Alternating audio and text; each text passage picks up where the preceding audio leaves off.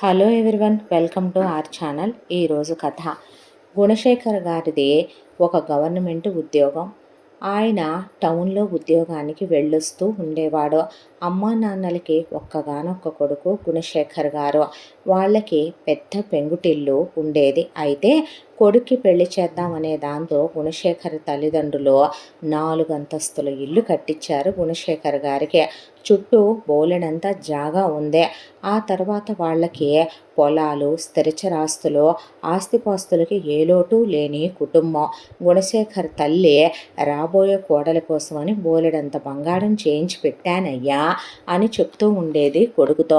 ఏమంటా గుణశేఖర్ అని పేరు పెట్టారో కానీ నిజంగానే బంగారం లాంటి గుణం ఆయిందే.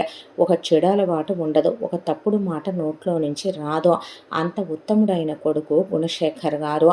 ఆ తరువాత కోడల్ని తెచ్చుకోవాలి అనే దాంతో సంబంధాలు వెతుకుతున్న గుణశేఖర్ తల్లిదండ్రులకి రాధమ్మ వాళ్ళ సంబంధం దొరికిందే. రాధ బంగారు బొమ్మలా ఉంటుంది, చాలా మంచిదే. ఆ రోజుల్లోనే కాస్త ఇంటర్మీడియట్ వరకు చదువుకుందే. రాధ వాళ్ళ అమ్మ నాన్నలకి ఒక్కతే కూతురు కాబట్టి మేము ఉన్నంతకాలం మేము పోయిన తర్వాత మొత్తం మా అమ్మాయికేనని వాళ్ళు ముందే చెప్పేశారు కట్న కానుకల విషయాలు. పెళ్లిలో కూడా ఆవిడకి నగలు, వెండి, లాంఛనాలు, ఆస్తిపాస్తుల్లో సగం వాటా పెట్టి గుణశేఖర్ గారికి ఇచ్చి పెళ్లి జరిపించారు. రాధమ్మ ఏమంటా గుణశేఖర్ గారి జీవితంలో అడుగుపెట్టిందో ఆయన జీవితం బంగారుమయంగా మారిపోయిందే.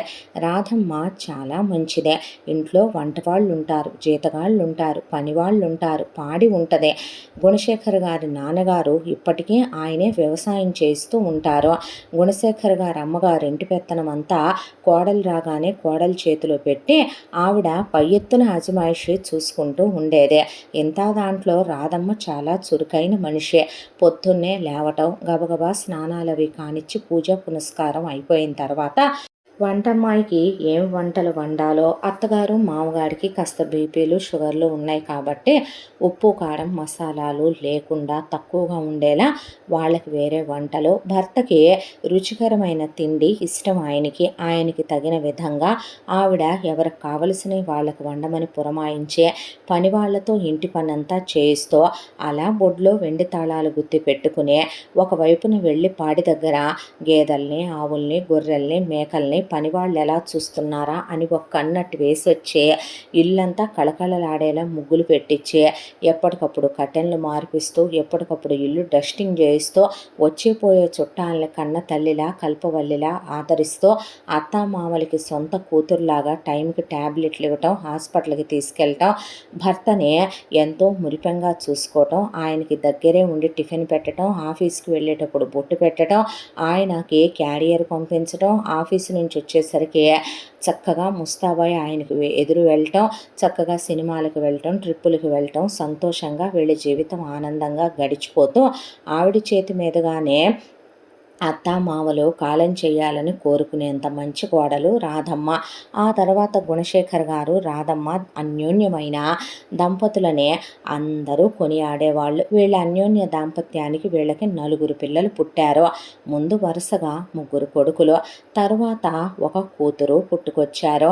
ఇక ఈ 4 పిల్లల్ని ఉత్తములుగా పెంచాలని, ప్రయోజకుల్ని చేయాలని, విద్యాబుద్ధులు చెప్పించాలని, సంస్కారంతో పెంచాలని తాపత్రయపడుతూ ఉండేవాళ్ళు గుణశేఖర్, రాధమ్మ.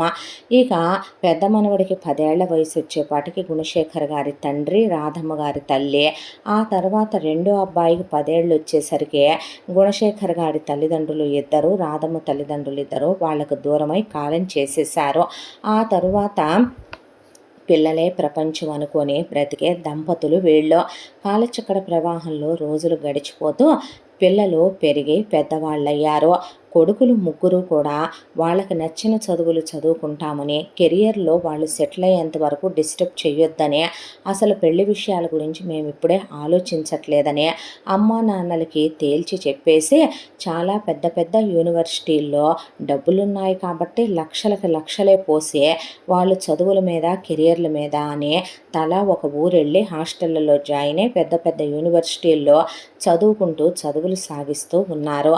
ఇక ఇటువైపున చూస్తే కూతురు రాధమ్మ గుణశేఖర్ గారితో ఒక రోజున కూర్చుని ఒక్కటే మాట చెప్పిందే, ఏమండే మన అమ్మాయి అస్సలు పద్ధతి బాగోలేదు, ఇప్పటికి 22 సంవత్సరాల వయసు వచ్చిందే, పొట్ట పొడిస్తే అక్షరం ముక్క రాదు, పోనీ ప్రతి మనిషి పుట్టి బుద్ధెరిగిన తర్వాత ఏదో ఒకటి వస్తుంది కదా అనుకోవటానికి మన అమ్మాయికి నృత్యం నేర్పించాలనుకున్నాం, అప్రయోజకురాలు, సంగీతం నేర్పించాలనుకున్నాం, అప్రయోజకత్వం, చివరికి చదివించాలనుకున్నాం, అప్రయోజకత్వం, సరస్వతి కటాక్షమే దాని మీద లేదని తెలిసిపోయింది, ఇంటి పని వంట పని చేయటానికి పనికి రాదు, పెద్ద ఆరిందా అయిపోయిందే, మన అమ్మాయికి వయసుకు మించిన ఆలోచనలు, అనవసరమైన విషయాలు, ప్రతి వాళ్ళ కుటుంబ విషయాల్లోకి వెళ్ళే లోతులేంటనేవే కథల మారి మాటలు, మలగుల్లాలు పడటాలు, ఈ వయసుకే ఇంత ఆడితేరిపోయిన ముచ్చట్లు ఆడపిల్లకి ఉండటం మంచిది కాదు. 22 వయసు అంటే మన అమ్మాయి ఏమీ బాలికా వధువు కాదు. మనం చిన్నప్పుడే మన అమ్మాయికి పెళ్లి చేసి బాల్య వివాహం అత్తారింటికి పంపించేస్తున్నామని భయపడటానికే, మన అమ్మాయి ఇప్పుడు సంపూర్ణమైన స్త్రీ, పెళ్లి చేస్తే మన అమ్మాయి చక్కగా అత్తారింట్లో తనకున్న తెలివితేటలతో, తనకున్న లౌక్యంతో, తనకున్న బుద్ధితో చాలా బాగా వాళ్ళందరినీ చక్కబెట్టుకొచ్చి వాళ్ళతో కలిసిపోగలదు. కాబట్టి ఇవ్వాల్సిందేదో ఇచ్చేసి మన అమ్మాయికి పెళ్లి చేసి పంపిస్తే పిల్లల్ని కనే వయసే కాబట్టి తన కాపురం, తన జీవితం తను చూసుకుంటుంది. మన అమ్మాయిని ఎక్కువ కాలం పుట్టింట్లో ఉంచితే లేనిపోయిన నిందలన్నీ మీరు నేను కూడా మొయ్యాల్సి వస్తుంది. తల్లిగా చెప్తున్నాను, నేను ఎంత లోతు ఆలోచించి చెప్తున్నానో, ఏమేం గ్రహించి చెప్తున్నానో మీ భార్యగా ఆలోచించండి అందావిడ. భార్య చెప్పిందంటే ఇక అందులో తిరుగుండదు. ఈ మధ్య కొంచెం కూతురు ధోరణి విపరీతంగా మారటం ఆయన కూడా గమనించాడు. అతిగా ఫోన్లు వాడటం, ల్యాప్టాప్లు వాడటం, పద్దాకా ఫ్రెండ్స్ ఇళ్ళకి వెళ్ళొస్తానని చెప్పటం, కంబైన్డ్ స్టడీస్ అని చెప్పటం, అదే కాక ఒక్కోసారి రాత్రులు రాకపోవటం, ఆ తర్వాత ఇంట్లో కొత్త కొత్త వస్తువులు గిఫ్ట్లని ఫ్రెండ్స్ ఇచ్చారని చెప్పి తీసుకొని రావటం, ఆ ఫ్రెండ్ ఆడా మగో చెప్పకపోవటం, విపరీతంగా నిద్రపోతూ కూడా రాత్రులు అమ్మా నాన్న పడుకున్నారా లేదా అని చెక్ చేసి ముసుగేసుకొని ఫోన్లు, మెసేజ్లు, బాత్రూముల్లోకి వెళ్ళి మాట్లాడటాలు, టెర్రస్లు ఎక్కి మాట్లాడటాలు, ఇవన్నీ గమనించిన తర్వాత ఆవిడ ఎందుకు ఈ విషయం చెప్పిందో ఆయనకు అర్థమయ్యి వెంటనే సంబంధాలు చూడటం మొదలు పెడితే పెళ్ళిళ్ళ పేరయ్య గారు ఓ సంబంధం తెచ్చాడు. అబ్బాయిది గవర్నమెంట్ ఉద్యోగం, మంచి జీతం, పై డబ్బులు దిట్టంగానే లాగుతాడు అని తెలిసింది ఎంక్వైరీలో. ఆ తర్వాత చూడటానికి ఒడ్డు పొడుగు మనిషి బాగున్నాడు. ముందు కూతురికి ముఖ్యంగా తెగ నచ్చేశాడు. కూతురు ఆ అబ్బాయికి నచ్చేసింది. వాళ్ళమ్మ నాన్నలేమే ఫ్రీగా ఈ అమ్మాయిని చేసుకుంటాం అనే అత్తామామలేమీ కాదు. దాంతో గుణశేఖర్ గారు కూడా అలా ఇచ్చి చెయ్యాలి అనుకునే మనిషి కాదు. ఆయన ఒక 50 లక్షల రూపాయల కట్నం, దాంతోపాటు ఆ అమ్మాయికి ఒక 50 లక్షలు విలువ చేసే ఒక ల్యాండు పెట్టి, ఒక 2 ఎకరాల పొలం పెట్టి, ఒక 150 తులాల బంగారం, అల్లుడికి ఒక కారు, అల్లుడికి బంగారం, అల్లుడి అక్కకి ఆడపడుచు లాంఛనాలు, ఇవన్నీ పెట్టి కూతురికి 2 లారీల సామాన్లు కొనిపెట్టి అత్తారింటికి కాపురానికి సాగనంపిన తర్వాత అల్లుడు కూతురుది వేరు కాపురమే. అల్లుడికి వాళ్ళమ్మ నాన్నలు ఇల్లు కొనిచ్చుకున్నారు. కూతురు అల్లుడితో కాపురం చేసుకుంటూ ఎప్పుడు చూసినా మొగుణ్ణి ఆఫీస్కు పంపించటం, పక్కింటి ఆవిడ, ఎదురింటి ఆవిడ, వెనకింటి ఆవిడ, కాలనీలో ఉన్నటువంటి ఒక 40 లైన్లు వాళ్ళందరూ చుట్టాలే కూతురికి. అందరితో ఫోన్లు చేయటం, మాట్లాడటం, మొగుడితో కలిసి ట్రిప్పులకి వెళ్ళటం, మొగుడితో కలిసి సినిమాలకి, షికార్లకి వెళ్ళటం, అత్తగారి విషయాల్లో లోతుల్లోకి ఇన్వాల్వ్ అవటం, వాళ్ళని 10 అంటాం, వాళ్ళతో 25 అనిపించుకోవటం, కూతురుకు అలవాటైపోయి కూతురు అలా వాళ్ళల్లో కలిసిపోయి అలా కాపురం చేసుకుంటూ ఉండగా ఈలోపు గుణశేఖర్ గారు ఒక రోజున ఆయన దూరపు బంధువులు, చుట్టాలు పండగని ఇంటికి వచ్చారు. వచ్చేసరికి దాంతోపాటు కరణం గారు కూడా వచ్చి పలకరించి వెళ్దామని వస్తే, నేనే మీకు కబురు పెడదాం అనుకుంటున్నాను కరణం గారు అంటే, ఏమైంది గుణశేఖర్ గారు అని అడిగితే, ఏమీ లేదండి, అమ్మాయికి పెళ్లి చేసేసాను. ఒక తండ్రిగా నాకు పెద్ద భారమే దిగిపోయిందే. దాని సీమంతాలకి, దాని పురిటి ఖర్చులకి కూడా డబ్బులు ఒక అకౌంట్లో వేసి పక్కనుంచాను. ఇక వెరసి పోతే మాకున్న మిగతా ఆస్తంతా. ఇదే 4 అంతస్తుల ఇల్లు.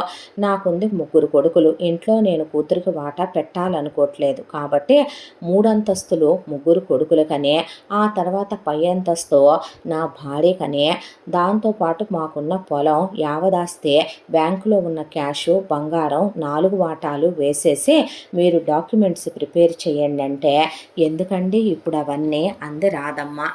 ఏమో రేపటి రోజున ఏ పరిస్థితి ఏ మాట ఎలా వస్తాయో ఎవరికి తెలుసు రాధ అంటే, ఏంటండి ఇప్పుడు అంత కంగారు? లేదులే రాధ, రాసిస్తే మంచిది, అమ్మాయి పెళ్ళైపోయి బాధ్యత కూడా అయిపోయింది కదా అన్నాడు ఆయన. ఆ తర్వాత అలాగేనని కరణం గారు డాక్యుమెంట్లు ప్రిపేర్ చేసిన తర్వాత కొడుకులకి పెట్టాల్సినవి కొడుకులకి పెట్టేసి, ఆ తర్వాత ఆయన పోతే ఆవిడకి, ఆవిడ పోతే ఆయనకి అన్నట్టుగా మిగతాయి మొత్తం కూడాను వాళ్ళిద్దరికని ఉంచేసుకున్నారు. నీ నగలు నువ్వెవరికి ఇవ్వకో, మన వాటా పోర్షను నువ్వెవరికి పెట్టకు, నేను ఉన్నా పోయినా బ్యాంకులో క్యాషు మనకుందే.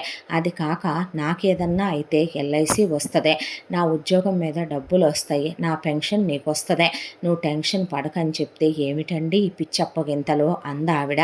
ఆ తర్వాత ఒక రోజున ఆఫీస్కి వెళ్ళిన ఆయన వస్తూ యాక్సిడెంట్లో చనిపోయాడని శవాన్ని తీసుకొచ్చి పడుకోబెట్టారు. రాధమ్మ కుప్పకూలిపోయింది. మనిషే అన్ని సంవత్సరాలు కాపురం చేసిన భర్త పొద్దున కూడా నవ్వుతూ ఆఫీస్కి వెళ్ళిన మనిషి ఇలా శవంలా కట్టై తిరిగొచ్చాడే అని ఆవిడ గుండె బద్దలైపోయిందే. దానికి తోడు ఎవరో చేయమన్నట్టు, ఎవరో చెప్పమన్నట్టు నువ్వే ఏదో అప్పగింతలు ఇచ్చేసావా అయ్యా నాకు, నువ్వే ఇలా ఆస్తులు వాటాలు కొడుకులు కొట్టుకు సస్తారేమోనని, రేపొద్దున కోడళ్ళు ఏమనుకుంటారేమోనని, నన్ను చూస్తారో చూడరోనని ముందే ఎవరి వాటాలు వాళ్ళకి వేసి వెళ్ళావా దేవుడా అని ఆవిడ ఆయన కాళ్ళ మీద పడి ఏడ్చిందే. ఆ తర్వాత కొడుకులు ఆయన అంత్యక్రియలు జరిపించేశారు. ఆ తర్వాత ఇక కూతురు వచ్చింది, వెళ్ళిపోయింది. ఆవిడ మాత్రం ఆయన అన్నట్టుగానే ఆవిడకి ఏ బంగారం ఉందో అదే, ఆవిడ పేరు మీద ఉన్న ఆస్తి ఆవిడ ఎవరికి పెట్టలేదు, ఆవిడ పేరు మీదే ఉందే. ఆ తర్వాత మనిషి దైవధ్యానం చేసుకుంటూ పోయిన భర్తతో మాట్లాడుకుంటూ ఆవిడ అన్నేళ్ల కాపురాన్ని తలుచుకుంటూ దిగులు పడుతూ ఉండగా ఇలా సంవత్సర కాలం గడిచిపోయి ఆయనకి మొదటి ఆబ్దీకం పూర్తయిపోయింది. ఆ తర్వాత పెద్ద కొడుకు ఉద్యోగం వచ్చిందమ్మా అన్నాడు. మంచిది నాయన అందే. ఆ తర్వాత పెద్ద కొడుకు ఒక రోజున ఒక అమ్మాయిని తీసుకొచ్చాడు. ఎవరి అమ్మాయి అంటే, నేను తన్ని ఎప్పటి నుంచో ప్రేమిస్తున్నాను, తన్నే పెళ్లి చేసుకుంటాను అని చెప్పాడు. చెప్పిన తర్వాత ఆవిడ సరేనయ్యా నీ ఇష్టం అన్న తర్వాత, పెద్ద కోడలు వీళ్ళ కులం కాదు, పెద్ద కొడుకు పెద్ద కోడలు ఇద్దరూ కూడాను ఎప్పటి నుంచో ప్రేమించుకుంటున్న విషయం కొడుకు ఆవిడకి చెప్పలేదు. పైగా చేసుకోనా అమ్మా అని ఆవిడని అడగలేదు, నేను తననే చేసుకుంటాను అని ఏదో ఒక మాట చెప్పాలన్నట్టు రాధమ్మకి చెప్పాడు. దాంతో ఆవిడ అనవసరమైన విషయాలు అనిపించుకోవాల్సినంత కర్మ ఆవిడకి పట్టలేదు. పెట్టాల్సినటువంటి సొమ్మేదో భర్త పెట్టేశాడు కాబట్టి బంగారం వరకు ఆవిడ ఇవ్వాల్సిన బాధ్యత ఉండి, బంగారం వెండి పెద్దోడ నీకు రావాల్సింది ఇది తీసుకోమని ఇచ్చేసిందే. ఇచ్చేసిన తర్వాత పెద్ద కోడలికి వాళ్ళమ్మ నాన్న ఏమిచ్చుకున్నారో ఏంటో లోపాయికాడిగా కొడుక్కి కోడలికి వాళ్ళ అత్తగారికి సంబంధించిన విషయం ఆవిడ దగ్గర ఆ ప్రస్తావన రాలేదు. ఆ తర్వాత పెద్ద కొడుక్కి పెద్ద కోళ్ళకి పెళ్ళైపోయింది. కోడలు ఇంటికి వచ్చిందే. ఆ తర్వాత కొంతకాలానికి రెండో కొడుక్కి ఉద్యోగం వచ్చిందే. రెండో కొడుక్కి ఉద్యోగం వచ్చిన తర్వాత రెండో కొడుకు అప్పటిదాకా కనీసం తల్లిగా మాట మాత్రం ఆవిడికి పోయిన ఆయన తండ్రిగా ఆయనకి ఒక్కరోజు కూడా చెప్పని విషయం, ఎదురింట్లో ఉన్న అమ్మాయిని నేను ప్రేమిస్తున్నానని, చిన్నప్పటి నుంచే ఆ అమ్మాయిని పెళ్లి చేసుకుంటానని చెప్తే వాళ్ళమ్మ నాన్న ఏదో ఫోన్ చేసి కబురు పెట్టినట్టు వచ్చి, నీ మొగుడు ఎటు పోయాడు కదా, మా అమ్మాయిని మీ అబ్బాయి ప్రేమిస్తున్నాడంట, కాబట్టి వెంటనే పెళ్లి జరిపించేస్తే మంచిది, ఏ కాలో జారి ఏ జరగకున్నాయో జరగకముందే మనం మేలుకోవాలిగా అనేసరికి ఆవిడ దానికి ఏం మాట్లాడలేదు. రెండో కొడుకు తన నిర్ణయం తను తీసేసుకున్నాడని తెలిసి మౌనం వహించేసింది. ఆ తర్వాత రెండో కొడుకు రెండో కోడల్ని పెళ్లి చేసుకుని చేసుకొని ఆ అమ్మాయికి వాళ్ళ అమ్మ నాన్న ఏం పెట్టుకున్నారో ఆ అమ్మాయిది వీళ్ళ కులం కాదో, దాంతో ఆవిడ వాళ్ళు ఇష్టమై చేసుకున్నారనే దాంతో ఆవిడ పెట్టాల్సింది పెట్టేసి మౌనం వహించేసింది. ఆ తరువాత ఇక మూడో కొడుకు సాగర్ విషయం, నీ సంగతి ఏమిట్రా, నువ్వు కూడా ఎవరినైనా ప్రేమించావా అని అడిగింది రాధమ్మ. ప్రేమించానమ్మా, కాకపోతే తనకి నాకు బ్రేకప్ అయింది అంటే అందావిడ. ఏమీ లేదు, ఇంటర్మీడియట్ నుంచి నేను ఒక అమ్మాయిని ఇష్టపడ్డాను. ఆ అమ్మాయి నేను తాళి కట్టని భార్యాభర్తలుగా శారీరకంగా కూడా కలిసే ఉన్నాము ఎంతకాలంగా ఒక ఫ్లాట్లో లివ్ ఇన్ రిలేషన్షిప్లో. తనకి సడన్గా పెళ్లి దాకా వచ్చేసరికి మన క్యాస్ట్ నచ్చలేదంట. కాబట్టి వాళ్ళ నాన్న చెప్పిన సంబంధం చేసుకొని ఫారెన్కి వెళ్ళిపోయిందే. ఇప్పుడు నా మనసులో ఎవరూ లేరమ్మా అన్న తర్వాత, ఇప్పుడు ఆ జరిగిపోయినవన్నీ ఎందుకులే కానీ నాయన, నువ్వు పెళ్లి చేసుకుంటావా లేదా, నీకు సంబంధాలు చూడొచ్చా, నీకు కూడా చూడక్కర్లేదా అన్నాక, చూడమ్మా చేసుకుంటాను, నీకు నచ్చిన అమ్మాయి నాకు నచ్చుద్ది అన్నాడు. ఆవిడ ఏమీ మాట్లాడకుండా పెళ్ళిళ్ళ పేరయ్య గారికి పిలిచి సంబంధాలు చూడమని చెప్పింది.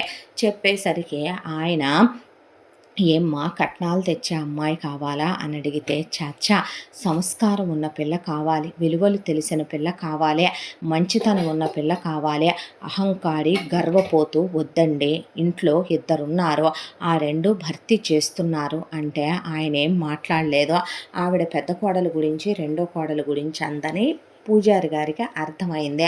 ఆ తర్వాత ఆయన ఫోటోలన్నీ చూపిస్తూ ఒక అమ్మాయి ఫోటో చూపించే, ఇది మీకు వద్దులేమ్మా అంటే, ఏమైంది ఇటు ఇవ్వండి అందే రాధమ్మ. అమ్మాయి మంచిది కాదా, వాళ్ళ కుటుంబం మంచిది కాదా, అయ్యో భలేవారేనమ్మా, వాళ్ళ కుటుంబంలో అటేడు తరాలు ఇటేడు తరాలు అమ్మ తరపు అబ్బ తరపు వెతికినా వంక లేదు. అమ్మాయి వాళ్ళ కులం కూడా మీ కులమే, అమ్మాయి వాళ్ళు ఈ గోత్రికులు, అమ్మాయి వాళ్ళ ఇంటి పేరు ఇదే, పిల్ల ఫోటో ఇదే, మంచి హైటు వెయిటు చక్కగా ఉంటుంది, డిగ్రీ దాకా చదువుకుంది, అమ్మాయి పేరు సౌమ్య, పిల్ల నిజంగా సౌమ్యురాలే, చాలా మంచిదే, చాలా అమాయకురాలు కూడానమ్మా. కాకపోతే అమ్మాయి వాళ్ళ అమ్మా నాన్నలు చాలా స్వార్థపరులు, మగపిల్లాడి పక్షపాతులు, దాంతో వాళ్ళు లేక కాదమ్మా, వాళ్ళకి బోలెడంత ఆస్తిపాస్తులు ఉన్నాయి, చెప్పాలంటే మీకన్నా నాలుగింతలు ఎక్కువే ఉంది, అయినా సరే వాళ్ళ కూతురికి అర్ధనా పైసా రూపాయి కట్నం ఇవ్వరంట, అల్లుడికి పెళ్లి బట్టలు పెట్టరంట, కూతురికి చివరికి పుస్తల తాడులో ఒక పుస్తి పుట్టింటి వాళ్ళు ఇవ్వాలి, అది కూడా ఇవ్వరంటమ్మా. దాంతోనే వచ్చిన సంబంధాలన్నీ వెనక్కిపోతున్నాయి. పిల్ల పుత్తడి బొమ్మలాగా ఉన్నా, పిల్ల మనసు మంచిదైనా, పిల్ల చదువుకున్నా, పైగా పిల్ల ఖాళీగా కూడా ఉండట్లేదు, టైలరింగ్ నేర్చుకొని 4 మిషన్లు పెట్టి నలుగురు అమ్మాయిలకి నేర్పిస్తూ నలుగురి చేత కుట్టిస్తూ ₹1 సంపాదిస్తోంది కూడా పిల్ల. ఆ డబ్బులు వాళ్ళే తీసుకుంటున్నారు, ట్యూషన్లు ఏవో పెట్టి కూడా రన్ చేస్తుంది, ఖాళీగా ఉండే పిల్ల కాదమ్మా, అంతా కష్టజీవి కూడాను, ఇంటి పనులు వంట పనులు అన్నీ వచ్చు పిల్లకి, పూజ పునస్కారాలు, చాలా మంచి పిల్ల అంటే, మరే అలాంటి పిల్లని మేం మాత్రం ఎలా కాదనుకుంటా, ఏం నాయన ఏమంటావని సాగర్ని అడిగితే, ఆ అమ్మాయి ఫోటో చూసి సాగర్కి కూడా చాలా బాగుందనిపించి నచ్చింది, నీ ఇష్టం అన్నాడు వాళ్ళ అమ్మని. పెళ్లి చూపులకి వెళ్ళారు. సౌమ్య వాళ్ళ అమ్మా నాన్న, మేము ఏం పెట్టాం అని చేతులు తిప్పుతుంటే, మాకు అసలు ఏమీ వద్దండి, పిల్లని పంపించండి చాలు కట్టుబట్టలతో, పెళ్ళైన తర్వాత ఏ ఆడపిల్లకైనా బుద్ధి జ్ఞానం ఉన్న ఏ అత్త అయినా సరే అమ్మ అవ్వాల్సిందే కదా, నేనే తనకి అమ్మనవుతాను అత్తనవుతాను, అన్నీ నేనే అయ్యి తన్ను చూసుకుంటాను, మీరేమీ తన్ను బరువుగా భారంగా బాధ్యతగా కూడా అనుకోవద్దు, మరీ మంచిదే అనేసి ఆ తర్వాత సాగర్కి సౌమ్యకి రాధమ్మే నగలు పెట్టి బట్టలు కొని ఆ తర్వాత గ్రాండ్గా పెళ్లి జరిపించింది. పేరుకి మూడో కోడలు కట్నం తీసుకురాలేదన్న మాటే కానీ పెద్ద కోడలు రెండో కోడలు ఇంకా వీళ్ళ కులం కూడా కాదు, వాళ్ళు తెచ్చిందే అర్ధనా పైసా ఏమీ లేదు. ఆవిడ నోరెత్తే అసలు వాళ్ళని అన్నది లేదు, ఇప్పుడు సౌమ్యని ఆవిడ అనుకునేది లేదు. సౌమ్య మాత్రం రాధమ్మ చేతులు పట్టుకొని, మిమ్మల్ని ఏమని పొగడాలో, మీ రుణం ఏమిచ్చి తీర్చుకోవాలో నాకు అర్థం కావటం లేదు అత్తమ్మ అనేపాటికి, దేనికి తల్లే అందావిడ. ఏమో, నన్ను కన్నవాళ్ళకు కూడా నేను బరువు, భారం, దరిద్రం, శని, ముదృష్టమనే రోజు అనే తిడుతూనే పెంచారు మా అమ్మ నాన్న. నేనేదో వాళ్ళకి దింపుకోలేని బరువునైనట్టు, మెడకు ఒక గుదిబండలా తయారయ్యానన్నట్టు నన్ను చాలా హీనంగా చూసేవారు. కానీ మీరు మాత్రం నన్ను కాని కట్నం లేకుండా కోడలుగా చేసుకున్నారు. మీరెంత మంచివారు అత్తమ్మ అందే సౌమ్య. పిచ్చిదాన, మరీ అమాయకురాల్లా ఉన్నావు. ఇలా అయితే ఎలా బ్రతుకుతావు తల్లే? నీకు లోకజ్ఞానం లేదని నాకు తెలిసింది పిచ్చి తల్లి అని ఆవిడ తల్లిగా దగ్గరికి తీసిందే. పెద్ద కోడల్లాగా, ఆ రెండో కోడల్లాగా, రాధమ్మ కూతురులాగా సౌమ్యకే అనవసరమైన విషయాలు, ఆరాలు పట్టవు. ఇంట్లో వంటమ్మాయి ఉంటుంది, ఎవరికి నచ్చింది వాళ్ళకు వండి పెట్టుద్దే. ఇంట్లో పని వాళ్ళు ఉంటారు, పనులన్నీ వాళ్ళు చేసి పెడతారు. ఇక సౌమ్య పొద్దున్నే లేస్తుంది. ఆ తర్వాత రాధమ్మతో పాటు పూజ గదిలో కూర్చుని సాగర్ టిఫిన్ చేసి ఆఫీస్కి వెళ్తాడు. మధ్యాహ్నం క్యారియర్ పంపుద్దే. రాధమ్మ వెనకాలే తిరుగుతూ ఉంటుంది. ఆవిడ మాటలు చెప్తుంటే వింటది, ఆవిడతో కబుర్లు చెప్పుద్దే. ఆ తర్వాత కూర్చుని మిషన్ కుడుతూ ఆవిడ గదిలోనే ఆవిడతో కబుర్లు ఆడుతూ కూర్చుంటుంది. ఆవిడ్ని గుడికి తీసుకెళ్ళుద్ది, హాస్పిటల్కి తీసుకెళ్ళుద్ది. ఏమో ఎందుకో కానీ కన్న కూతురుతో మిగతా ఇద్దరు కోడళ్లతో ఏర్పడని అటాచ్మెంటు రాధమ్మకి సౌమ్యతో ఏర్పడిపోయింది. ఇద్దరు తల్లి కూతుళ్ళ అని బయటికి వెళితే అడిగేంత, ఇంట్లో కూడా అత్తగారికి టైంకి టాబ్లెట్లు ఇవ్వటం దగ్గర నుంచి ఆవిడ పడుకున్నాక దుప్పటి కప్పి నుదురు మీద ముద్దు పెట్టుకొని వెళ్ళేది సౌమ్య. అంత ప్రేమగా అత్తగారితో కలిసిపోయి ఉండేది. ఆవిడకి ఆ అమ్మాయి చిన్నప్పటి నుంచి తల్లిదండ్రుల ప్రేమ ఎరగని బిడ్డని చిన్న చూపు చూశారని. ఆడపిల్లన్న తర్వాత ఎవరమైనా మనకి లేకపోతే వేరే విషయం. మనకి ఉన్నప్పుడు ఉన్నంతలోనే మనకి 10 రూపాయలుంటే 2 రూపాయలైనా పెట్టే పంపుకుంటాం. పిల్లని ఒట్టి చేతులతో పంపించారు. ఏమనుకోవాలి వాళ్ళనే? మనుషులు అనుకోవాలా, మూర్ఖులు అనుకోవాలా? అయిపోయిందేదో అయిపోయిందే. పిల్ల మంచిదే, నేనే దానికి అన్నీ అయి చూసుకుంటే పోలే అని ఆవిడ చాలా ప్రేమగా చూసుకునేది.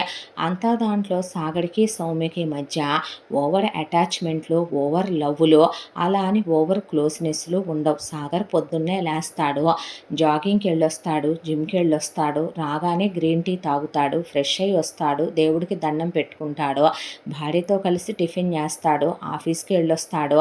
మధ్యాహ్నం క్యారియర్ పంపుద్ది సౌమ్య. 2-3 సార్లు ఫోన్ చేసి పలకరిస్తుంది, మాట్లాడతాడు. ఆ తర్వాత సాయంత్రం ఆఫీస్ నుంచి ఇంటికి వస్తాడు, ఫ్రెష్ అయి కూర్చొని స్నాక్స్ తిని కాసేపు టీవీ చూస్తాడు. భోజనాలు అయిపోయాక గదిలోకి వెళ్ళాక భార్య ఒంటి మీద చెయ్యేసి కాపురం చేస్తాడు.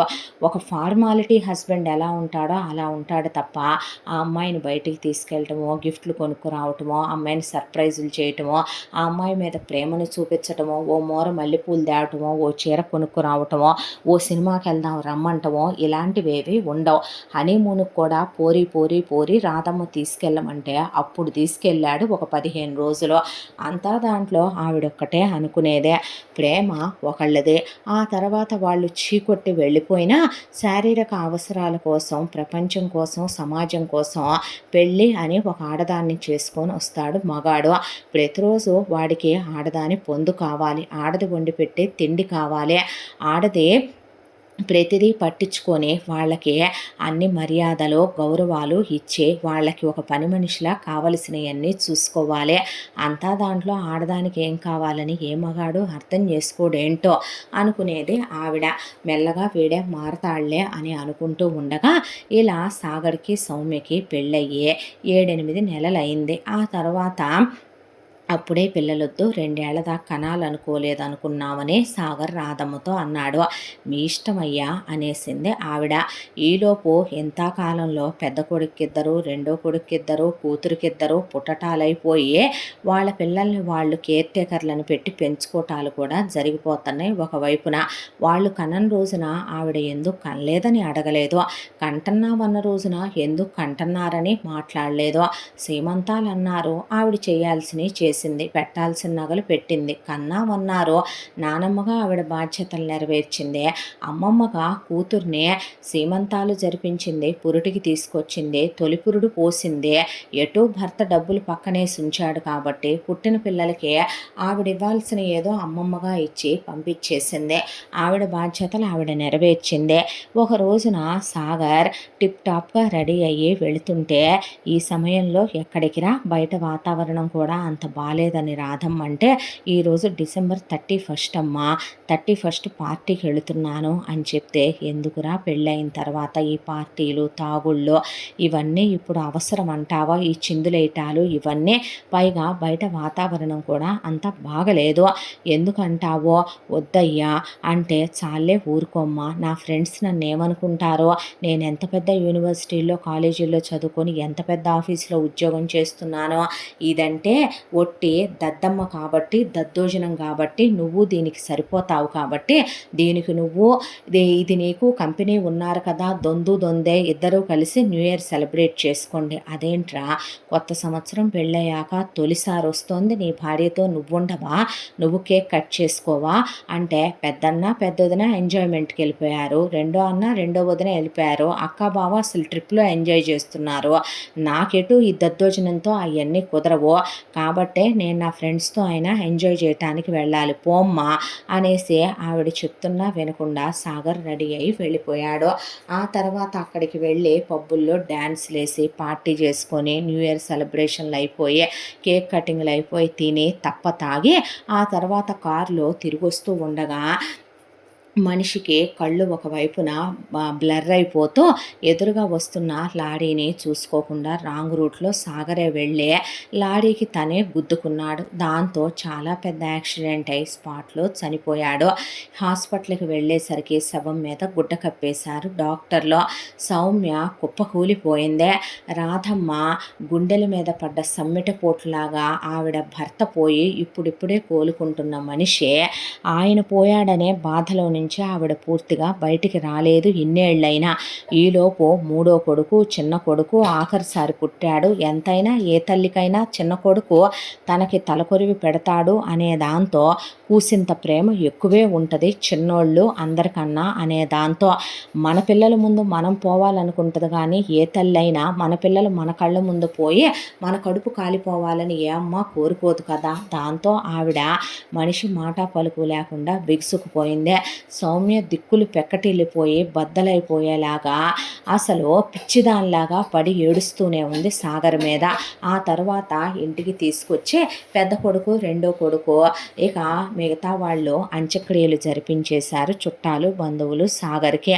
అయిపోయిన తర్వాత సౌమ్య వాళ్ళ అమ్మా నాన్న సౌమ్య వాళ్ళ తోడబుట్టిన అన్నయ్యలు కలిసి అక్కడి నుంచోనే మళ్ళీ పుట్టింటికి వద్దాం అనుకుంటున్నావేమో, విధవనయ్యాను కదా, ముండమూసాను కదా అని, నువ్వు కష్టమైన నిష్ఠూరమైన చావైనా బ్రతుకైనా నీ అత్తారింట్లోనే ఉండాలి తప్ప పుట్టింటి దరిదాపులకు వస్తే కాళ్ళు విరుగుతాయి జాగ్రత్త అని కనీసం సాగర్ దినదివస కార్యక్రమాలు కూడా అవ్వకుండానే ఆ అమ్మాయితో సంబంధం లేదని, ఇదిగో వదిన నీ కాళ్ళు నీ ఇష్టం, ఉంచుకుంటావో సంపుకుంటావో గెంటుకుంటావో, మా ఇంటికి మాత్రం పంపబాకని చెప్తే, ఏం మనుషులు భగవంతుడా వీళ్ళు, ఎలాంటి మృగాలకి ఎందుకయ్యా ఆడపిల్లల్ని ఇస్తావు నువ్వు, ఏ జన్మలో ఆ పిచ్చిది ఏ పాపం చేసుకుందో ఇలా వీళ్ళ కడుపున పుట్టింది, వాడు పెళ్లి చేసుకొని వాడు దాన్ని ఏం సుఖంగా చూశాడో కానీ పోయి దాని జీవితాన్ని పెళ్ళై ఏడాది కూడా కాకుండానే చీకట్లో ముంచేసిపోయాడు వీడు, ఏంటో ఆడదాని బ్రతుకని ఆవిడ ఒక వైపున దిగుల్లో కూరుకుపోయింది.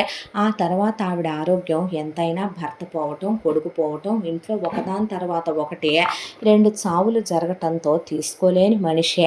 దానికి తోడు కాస్త బీపీలు షుగర్లు ఉండేసరికి కాస్త ఆరోగ్యం పాడయ్యే మంచాన పడింది. అంతా దాంట్లో సౌమ్య ఇదివరకే ఎంతో సంతోషంగా గలగల్లాడుతూ ఇంట్లో రంగుల చీరలు కట్టుకొని పెద్ద బొట్టు పెట్టుకొని పసుపు కుంకాలతో తలనిండా పూలు మువ్వల పట్టేలు పెట్టుకొని తిరిగే పిల్ల జడని ముడేసేసుకుందే.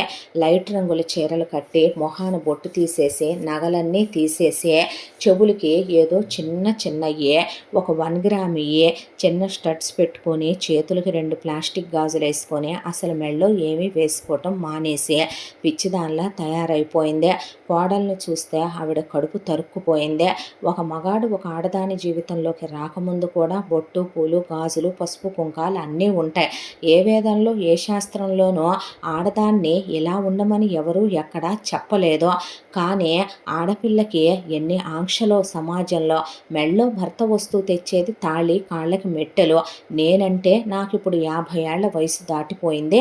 నా మొగుడు దేవుళ్ళంటోడు, ఆయనతో కొన్నేళ్లు కాపురం చేసి పిల్లల్ని కన్నాను కాబట్టి నేను తీసేశానన్న అర్థం ఉందే. ముక్కుపచ్చలారని పిల్ల, దాన్ని కూడా విధవం చేసి మూల కూర్చోబెట్టారే అని ఆవిడ కడుపు తరుక్కుపోతూ ఉండేది. చెప్పినా సౌమ్య ఎవరికోసం అత్తయ్య, ఇంకా మీ అబ్బాయే పోయాక అని ఏడ్చేది. దాంతో ఆవిడ ఆరోగ్యం ఇంకా పాడైపోయింది. సౌమ్యను అలా చూసి ఒకవైపున అత్తగారికి బాలేదని సౌమ్య అత్తగారిని తనే అమ్మాయి చూసుకుంటూ పక్కనే ఉండి ఆవిడ్ని హాస్పిటల్కి తీసుకొస్తూ ఆవిడకి తగ్గాలని గుడికెళ్ళి పూజలు చేయించొస్తూ పాపం మా అమ్మాయే ఆవిడ్ని మంచి చెడు చూసుకుంటోంది.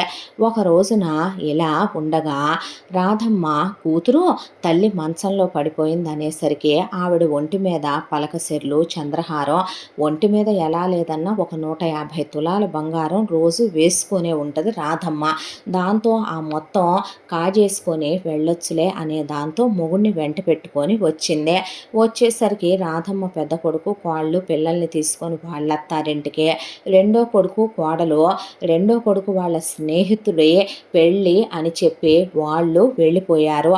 దాంతో ఇంట్లో ఆరోగ్యం బాగోని రాధమ్మని చూసుకుంటూ సౌమ్య మాత్రమే ఉన్నారు. అయితే ఆడపడుచు భర్తను తీసుకొని వచ్చింది కదా, వంట చేసి పెడదాం అనే దాంతో సౌమ్య వెళ్ళి వంటగదిలో వంట చేస్తోంది. రాధమ్మ మంచంలో పడుకోనుందని పక్కనే కూర్చొని ఎలా ఉందమ్మా నీకు అని మాట్లాడుతూ ఆవిడ ఒక్కొక్క చేతికి 2 డజన్ల బంగారు గాజులు ఉంటే మెల్లిగా ఒక్కొక్క గాజు తీసి తన హ్యాండ్ బ్యాగ్లో వేసుకోవటం మొదలుపెట్టింది రాధమ్మ కూతురు. ఆవిడకు ఒకవైపున తెలుస్తూనే ఉంది ఇదంతా కూడా. చెయ్యి ఆవిడ వెనక్కి లాక్కుంటే మళ్ళీ ఆవిడ చెయ్యి గట్టిగా లాగి మరీ తీయటం మొదలుపెట్టింది కూతురు. ఈలోగా సౌమ్య వంటగదిలోకి వెళ్ళి వంట చేస్తుంటే చెమట పట్టి ఆ అమ్మాయి శరీరం మెరుస్తోంది. చూడటానికి వయసులో ఉన్న పిల్ల, అందంగా ఉన్న పిల్ల. భర్త పోయే బాధలో ఆ అమ్మాయి ఉంటే వెనక నుంచి వెళ్ళి రాధమ్మ అల్లుడు సౌమ్య నడుం కౌగిలించేసుకొని ఆ అమ్మాయి మెడ దగ్గర ముద్దు పెట్టబోతే లాగి చెంప మీద చెల్లున ఒక్కటేసింది సౌమ్య. వేసేసరికి ఏంటి పిచ్చి పిచ్చి వేషాలు, వావి వరుసలు లేకుండా నువ్వు నాకేమవుతావు, ఆడపడుచు భర్త అంటే అన్నవవుతావు, వెధవ వేషాలు వేస్తే చెప్పుతో కొడతాను అనేసరికి నువ్వేమైనా నా సొంత చెల్లెలివా ఏంటే, నువ్వు నేను ఒకే అమ్మా నాన్నలకు పుట్టావా ఏంటి, మొగుడు పోయాడు, సుఖాన్నిచ్చే మగాడు లేడు, నాకు నువ్వు నచ్చావో, నేను నీ పొందుకోరే ఇంత దూరం వచ్చాను, కళ్ళు మూసుకుంటే కాసేపట్లో నీకు సుఖం దొరుకుద్ది, ఆ తర్వాత నీ కడుపున ఒకళ్ళో ఇద్దరో కాయలు కాస్తారు, శుభ్రంగా హాయిగా బతుకుతూ ఉండొచ్చు, నేను ఇటుగానే ఆఫీస్కి వెళతాను, రోజుకోసారి వచ్చే నీ ఒంటి మీద చెయ్యేసి వెళతాను అనేసరికి పిచ్చి పిచ్చిగా వాగితే పళ్ళు రాలుతాయి అనేసరికి ఆ అమ్మాయిని గట్టిగా పట్టుకొని చెరచబోతూ ఉంటే ఇదంతా చూస్తున్న రాధమ్మ కళ్ళల్లోంచి నీళ్లు కారిపోతే చూస్తూ కూడా కూతురు నిమ్మకి నీరెత్తినట్లు కూర్చొని ఆవిడ వేళ్ల ఉంగరాలు, ఆవిడ చేతుకున్న ఒక్కొక్క గాజు తస్కరిస్తూ కూర్చుందే. ఈలోపు ఇదంతా వీళ్ళ వంటగది కిటికీలో నుంచి పక్క ఇంట్లో ఉండేటటువంటి ఒక దంపతులు ఉంటారు. వీళ్ళకి చుట్టాలే, పైగా ఆ ఊరి వాళ్ళే. ఆయన చాలా గట్టి మనిషే. దాంతో ఆ అమ్మాయి పెద్దగా కేకలేస్తుంటే ఆవిడ వంటగదిలోంచి జరిగిందంతా చూసి బయట పేపర్ చదువుకుంటున్న పక్కింటి ఆయనకి చెప్పేసరికి ఆయన ఆవిడ పరిగెత్తుకుంటూ వచ్చి ఏం జరుగుతుంది ఇక్కడ, ఏంటి అరుపులు, ఏంటి లోపల ఎవరెవరున్నారు అని ఆయన గట్టిగా నిలదీసి అడిగేసరికి అబ్బే ఏమి లేదు పెదనాన్న, ఏదో వంట చేస్తుండగా ఏదో చేతికి కాలిందో లేదంటే గనక చెయ్యి ఏమైనా కొంచెం తెగిందో అంతే కదా సౌమ్య అనేసరికి ఆ అమ్మాయి కళ్ళల్లో నీళ్లు తిరిగిపోయి జుట్టు జుట్టంతా రేగిపోయి అప్పటికే అమ్మాయి బ్లౌజ్ చినిగిపోయి చీరంతా ఇదైపోయి ఉండేసరికి వెధవేషాలు వేస్తే ముక్కలు ముక్కలుగా నరికి పోగులు పెడతాం. మా ఊరి వాళ్ళమేమి అంత చేతగాని వాళ్ళం కాదు.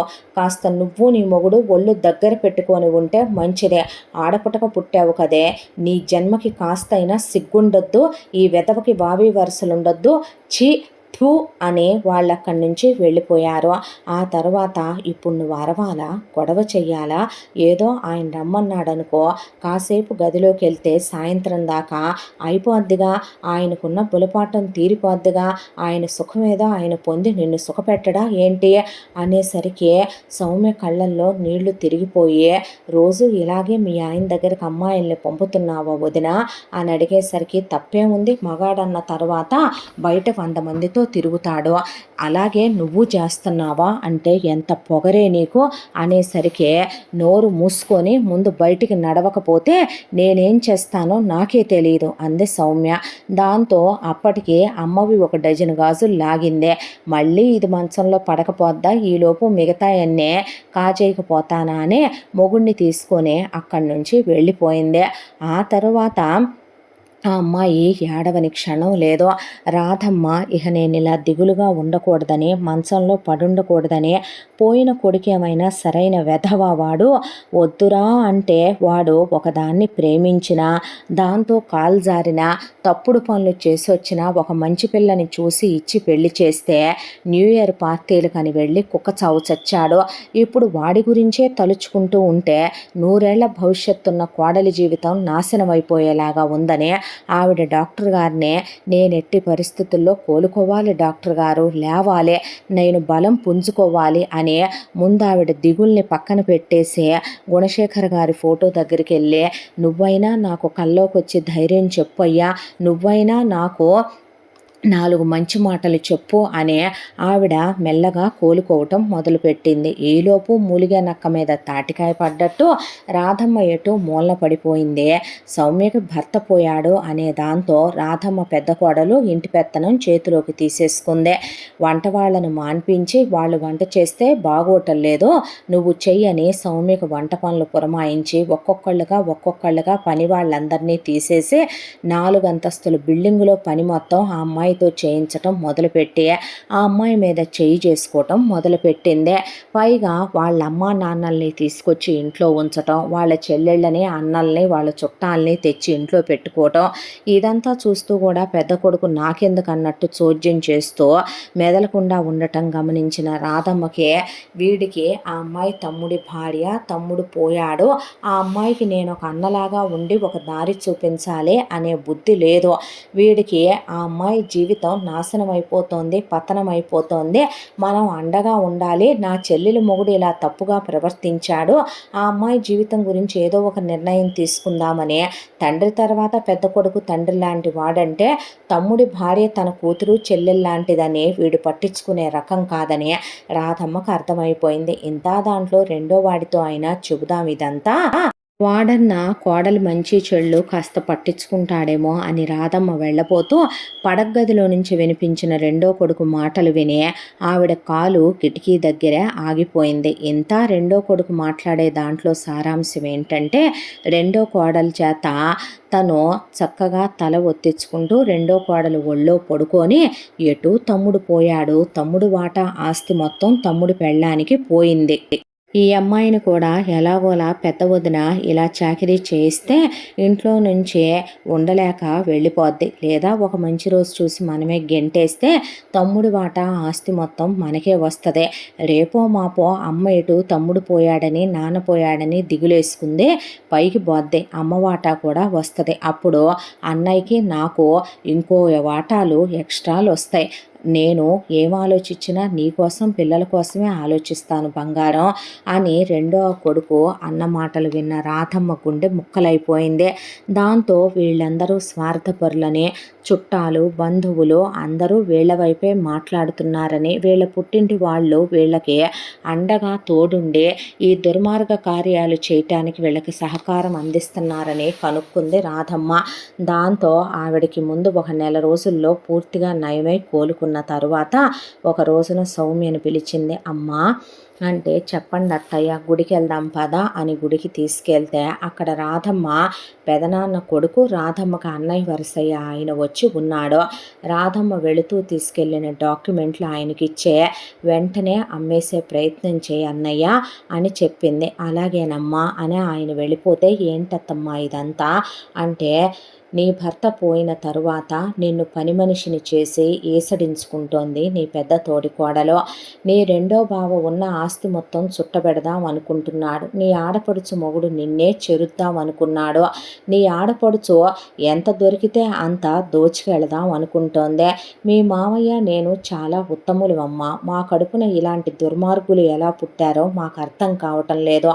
నిన్ను మూడో వాడికిచ్చి పెళ్లి చేసి నేను తప్పు చేశానో ఒప్పు చేశానో, వాడు పోయి నీ జీవితానికి వైధవ్యం ప్రాప్తించే పెళ్ళైన 7-8 నెలలకే నువ్వు విధవ్య కావలసి వచ్చిందే.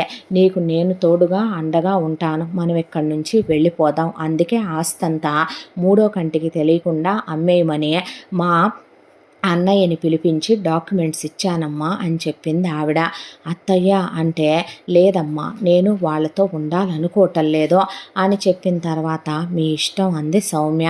ఆ తర్వాత వెంటనేనే రాధమ్మ అన్న ఒక వారం రోజులు తిరగకుండా పార్టీలను తీసుకొచ్చి గుళ్ళోనే మొత్తం మాట్లాడేసుకొని, ఆ తర్వాత ఒకరోజు రిజిస్ట్రేషన్ పెట్టుకొని రాధమ్మ సౌమ్యని తీసుకొని వెళ్ళి ఉండే ఇంట్లో 2 పోర్షన్లో ఆవిడికి రాసింది, మూడో కొడుక్కి రాసింది సౌమ్య రిజిస్ట్రేషన్ చేయించి ఆవిడ సంతకాలు పెట్టి అమ్మేసి, దాంతోపాటు ఆవిడకి చిన్న కోడలికి వాటాగా వచ్చిన పొలాలు స్థలాలు అమ్మేసి బ్యాంకులో క్యాష్ మొత్తం డ్రా చేసుకొని లాకర్లో బంగారాలు మొత్తం తీసేసుకొని ఒక 2 బ్యాగులకి సర్దేసుకున్న తర్వాత, ఇంత సాయం చేసి పెట్టిన వాళ్ళ అన్నయ్య చేతిలో ఒక 5 లక్షలు పెట్టి ఆయన్ని ఈ విషయం బయటికి రానివ్వద్దని చెప్పి ఇంటికి వచ్చి అంట్లు తోముకునే బూడిద ఉండేటటువంటి బస్తాల వెనకాల ఆ డబ్బులు పెట్టి రాత్రి అందరూ నిద్రపోతూ ఉండగా రాధమ్మ కొన్ని ఉత్తరాలు తీసుకుంది. ఏంటత్తమ్మా ఇదంటే, తీసుకున్న వాటిల్లో ఒక కట్ట చుట్టాలకి బంధువులకి రాసి, కొన్ని పోలీసులకి రాసి,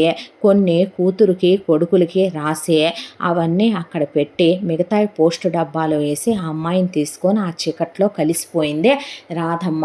ముందే అనుకున్న ప్రకారం చాలా దూరాభారం, ఒక ట్రైను, ఒక బస్సు, ఒక ఫ్లైటు, మళ్ళీ ఒక ట్రైను, బస్సు, ఫ్లైటు మారి వాళ్ళు దూరంగా వెళ్ళిపోయారు. ఆ వెళ్ళిన దగ్గర రాధమ్మ డబ్బులు అకౌంట్లో పడేయమ్మ, నగలు లాకర్లో పడేయంటే 2 అకౌంట్లు ఓపెన్ చేసింది సౌమ్య.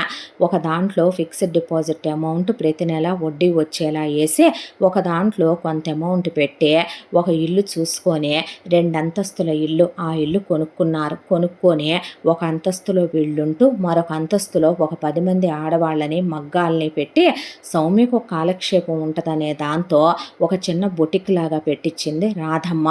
ఆడవాళ్ళు వచ్చి వెళ్ళటమే, మగవాళ్ళు రావటాలాంటివి లేవు. ఏదైనా ఉన్నా బయట నుంచొని మాట్లాడి వెళ్ళిపోవాలి. మగాళ్ళు సెక్యూర్డ్గా ఉండే ఏరియాలో ఇల్లు కొనుక్కున్నారు. కాలక్షేపానికి ఆవిడే వెళ్ళి ఆ మగ్గాల దగ్గర కూర్చుంటుంది.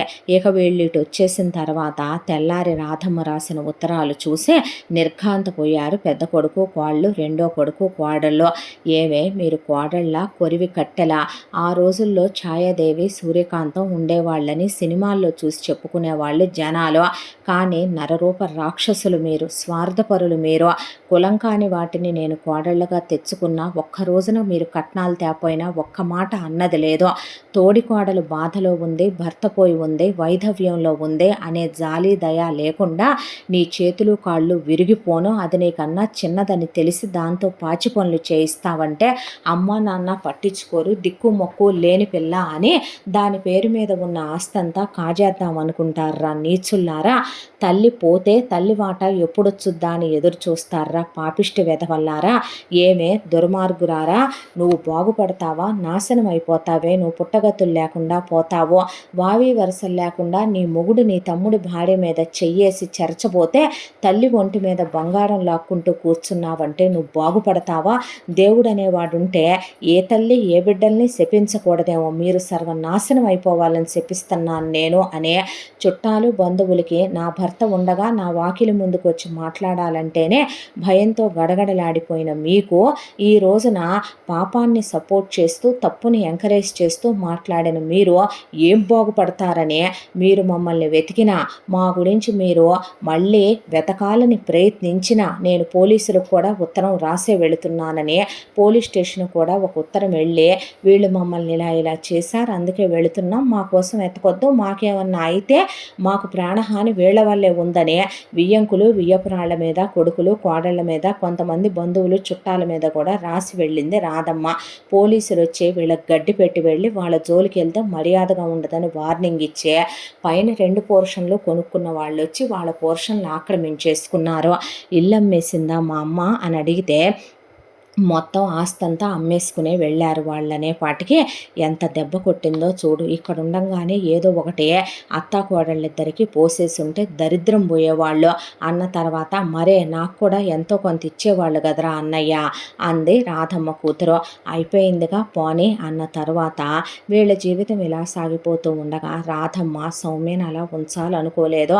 ఆవిడకి ఈరోజు ఏదో కాస్త ఆరోగ్యం బాగుందనుకున్నా రేపొద్దున ఆవిడ ఉన్నంత వరకు సరే, ఆవిడకి ఏదైనా అయితే ఆ అమ్మాయి పరిస్థితి ఏంటి, బయట మగ మృగాల నుంచి ఆ అమ్మాయిని ఎవరు కాపాడుతారో అనే దాంతో సౌమ్య కూడా చెప్పకుండా వెళ్ళి మ్యాట్రిమోనీలో సౌమ్య డీటెయిల్స్ ఇచ్చి నాకు పెళ్లి కొడుకు కావాలి, అసలు ఏ సంబంధము లేనబ్బాయి కావాలి, ఎందుకంటే నా కోడలికి అత్తపోరు ఆడబిడ్డ పోరు అసలు ఎవరూ ఉండకూడదు, అనాథైనా పర్వాలేదు, అలాంటి సంబంధం కావాలి, అబ్బాయి మంచోడై ఉండాలి, వెతుకు నువ్వు అని చెప్పొచ్చింది మ్యాట్రిమోనీ వాడికి. ఆ తర్వాత వరుసగా ఒక 100 సంబంధాలు చూస్తే అందరినీ ఇంటర్వ్యూ చేసింది రాధమ్మ. ఒక్కడూ నచ్చల. నెక్స్ట్ బ్యాచ్ని ఇంటర్వ్యూ చేసింది, వాళ్ళు నచ్చల. నెక్స్ట్ బ్యాచ్ని ఇంటర్వ్యూ చేసింది, నచ్చల. ఇలా 5 బ్యాచ్లు కంప్లీట్ అయ్యాక ఒక దాంట్లో ఒక అబ్బాయి ఫోటో చూపిస్తే ఇతని సంగతి ఏంటని అడిగితే అమ్మ అబ్బాయి చాలా మంచోడు, అబ్బాయి పేరు రాఘవ, భార్య పోయిందే, అమ్మ నాన్నలు అసలు లేరమ్మా అని చెప్పిన తర్వాత ఇంటర్వ్యూకి ఏర్పాటు చేయి మాట్లాడుతానన్న తర్వాత అమ్మాయి వచ్చుద్దు కావాలి మాట్లాడటానికని రాఘవ కెఫేకి వచ్చాడు. రాధమ్మ వెళ్ళిందే. వెళ్తే అమ్మ మీరు, నేను అమ్మాయి అత్తగారిని, అవునా అమ్మ అని అన్న తర్వాత అవును నీ గురించి చెప్పబ్బాయి అని అడిగింది. అడిగేసరికి నాకు అమ్మా నాన్నలు చిన్నప్పుడే పోయారమ్మా, పిన్ని బాబాయ్ నా పేరు మీద ఆస్తుందని దగ్గరికి తీసి పెంచారు, నేను చాలా బాగా చదువుకునేవాడిని, కష్టపడి చదువుకొని పైకొచ్చి గవర్నమెంట్ జాబు తెచ్చుకున్నాను. ఆ తర్వాత నాకు 18 ఏళ్ళు నిండగానే మా పిన్ని బాబాయ్ సంతకాలు పెట్టమని నా పేరు మీద ఉన్న పొలం ఇల్లు వాకిళ్ళు స్థలాలు అమ్ముకొని డబ్బులు తీసేసుకున్నారు. నాకు ఉద్యోగం వచ్చిన తర్వాత నన్ను ఇంట్లో నుంచే బయటికి పంపే ముందే వాళ్ళ చుట్టాలమ్మాయిలో ఒక అమ్మాయిని చూసి నాకు ఇచ్చి పెళ్లి చేసి పంపించేశారు. మరి నీ భార్య ఏమైందే, తను పోయిందమ్మా, సూసైడ్ చేసుకుంది. ఎలా పోయింది, ఎందుకు పోయిందంటే రాఘవ ఒక ఉత్తరం చూపించాడు ఆవిడికి ఫోన్లో ఫోటో ఆన్ చేసి. అందులో నేను ఒకరోజు ఆఫీస్కి వెళ్ళానమ్మా, వెళ్ళి సాయంత్రం ఇంటికి వచ్చేసరికి తను సూసైడ్ చేసుకొని ఇంట్లో ఉంది, ఇది ఉత్తరంలో తను రాసిపోయింది నాకు అనేసరికి చూడు రాఘవ నువ్వు మంచోడివే కావచ్చు, కానీ నేను వేరే అబ్బాయిని కాలేజీలో 5 సంవత్సరాల పాటు ఇంటర్ 2 ఏళ్ళు డిగ్రీ 3 ఏళ్ళు ప్రేమించాను. మేమిద్దరం భార్యాభర్తల్లాగానే తాళి కట్టకపోయినా శారీరకంగా కూడా కలిశాము. మా అమ్మ నాన్నలు అతనిది వేరే కులమని అతనికిచ్చి పెళ్లి చేయమని నిజాలన్నీ దాచిపెట్టి నీకిచ్చి పెళ్లి చేశారు.